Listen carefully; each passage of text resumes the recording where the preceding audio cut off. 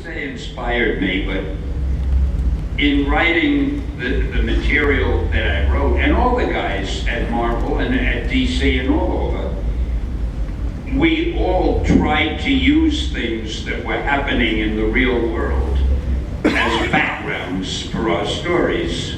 So at the time that we thought we'd end up with an atomic war with Russia. We had a lot of Russian spies who were the villains of the stories. In the early days, when Joe and Jack were still working on Captain America, the Nazis were the big enemies, and so we had a lot of Nazi villains. I wouldn't say it was inspiration, it's just you try to make your stories relevant and au courant. So whatever is going on in the world, you try to have it figure in. Yeah, I remember with Captain America when we had Woodstock and we had all the hippies and the drug culture, and I wrote some stories of Captain America where he felt like an anachronism, that he didn't fit in because he had been brought back to life from that glacier, and he was from a time decades earlier, and he couldn't get used to the hippies and all of that. So you try to bring in what's going on in the world, but I wouldn't really call it inspiration. It's just what you try to do. Inspiration would be figuring out how to cut this panel short so I could go home and get some dinner. I'm only kidding. Over here. For one, Stan, great to talk to you. I would like to know, well, first let me say, if you don't write a novel, I really hope you write an autobiography. I think we all would appreciate that. I wrote an autobiography. Excelsior! You know what, But it wasn't an autobiography. What happened was this publisher asked me to write an autobiography. I didn't have the time and I didn't really feel like it. So they got another guy to write it, but I didn't like the way the style it was written in, so I rewrote about 3/4 of it, and we kept 1/4 that done. So I didn't know what to call it. It was partly him, partly me. I called it a bioautography. I don't know why. And I forget the name of it. It probably called Excelsior or something. Yes. It's out there. I mean, you can buy it if you're dumb enough. So I did. I don't want to write a biography or an autobiography. My life has so many secrets. I don't want people probing into the innermost secrets of my life. I'll write a book about that someday. You've had so many incredibly brilliant creations in your career, more than probably anybody. But are there any characters or stories that you look back on and think, what was I thinking? Are there any characters or stories that you look back on and think to yourself, what was I thinking? Yes. One story.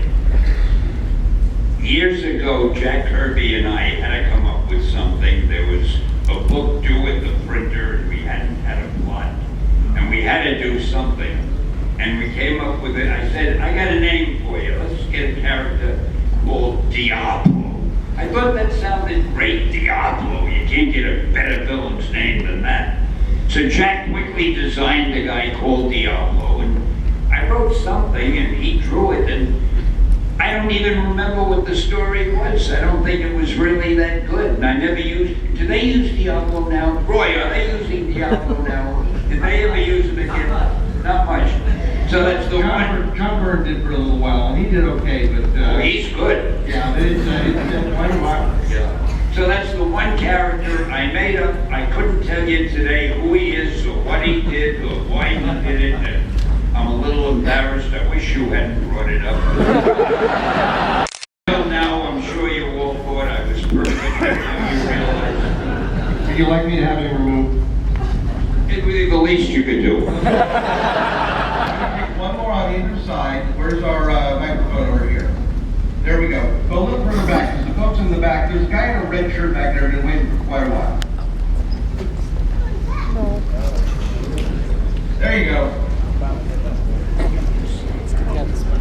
Yes. Don't assume you're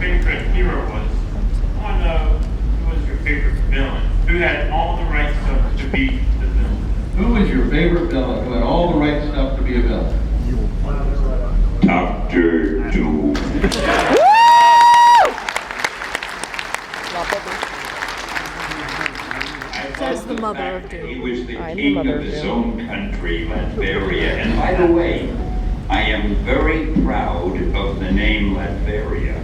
I made it up. Now, I ask you in all sincerity, doesn't it sound like a real country?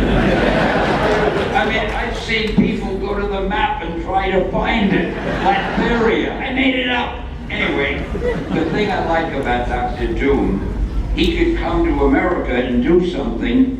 You can't arrest him. He's got diplomatic immunity. Now, they don't play that up enough in the books. They should. Roy, tell him. Roy can do anything. Should we just have him do the panel for you? He'd be better up here than I am. He'd know more. There's a guy in the back who looks kind of familiar, wants to ask a question. First off, I just want to say, this is an honor to meet you. As you can tell, I'm inspired. Everybody's turning around to see who looks familiar. I can't see him. What does he look familiar with? He's got webs on it. Oh, he's dressed like Spider-Man? They do really codes so everybody knows things. But one, like I said, I wanted to say, it's an honor to speak to you. You've really inspired me. I'm big into comics, both DC and Marvel. As you see, Spider-Man costume on. But one of the big questions I had to ask you was, as you go to these conventions, what's the weirdest or the most awesome thing that you have ever seen?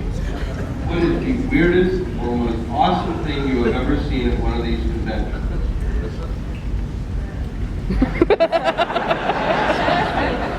I think these people who ask me to write my name on various parts of their bodies so they can have it tattooed, that's pretty, I don't know whether it's weird or awesome. I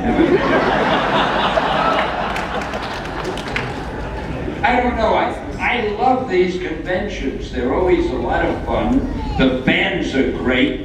None of it is ever weird. I mean, it's fun. I wish that they lasted longer and I had more time to be here. But other than that, no, there's nothing weird except some of the costumes. Wow.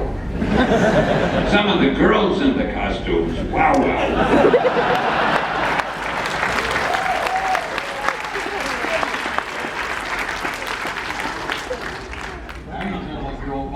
Simon, he has the same opinion. Okay, we're not going to do any more questions right now. We just got like 2 minutes, and I want to stand. Is there anything else you would like to say to these guys? Oh, you're putting the onus on me. No, I think you've been the greatest audience anybody could have, and it's been great being here, and I hope you invite me again next year, and they pay me even more money. I'm not even sure they're paying me, but I hope they are. And it's just great to see so many people here who have nothing better to do. Anyway, I love you all. Thanks for coming, and Excelsior!